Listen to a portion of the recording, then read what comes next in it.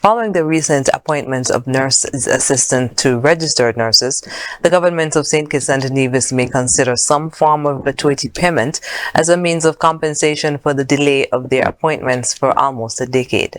That's according to Prime Minister Honorable Dr. Terence Drew during the roundtable on Thursday, August 31st, a monthly conversation with the media personnel. 2 days before the round table, a ceremony was held at the Joseph and Franz General Hospital conference room to appoint local nurses who were trained in Cuba in 2013.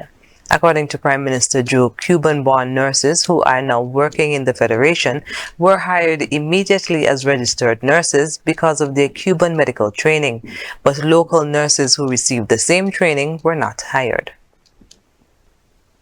This is why this is such an egregious act. And I hear thinking about it, I think the government should consider giving them some sort of compensation. The government is not obligated to, but I think something should be considered.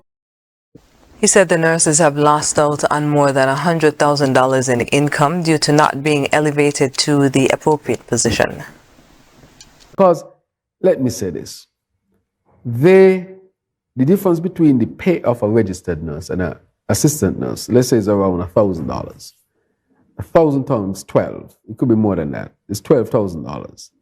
12,000 times 10, minimum $120,000. Plus loss of opportunity for advanced training, loss of opportunity for increment and the increased salaries. I mean, that's a significant amount of money. So you're easily talking about $150,000. But apart from that, the professional embarrassment, the humiliation, to see somebody come from Cuba who study at the same university, is their boss, and they got the same qualifications. The only difference is you're born in Cuba and I'm born in St. Kitts. He said that this was a policy before their appointments, but was not upheld. The Nursing Council has reviewed their qualifications and has determined that they are capable.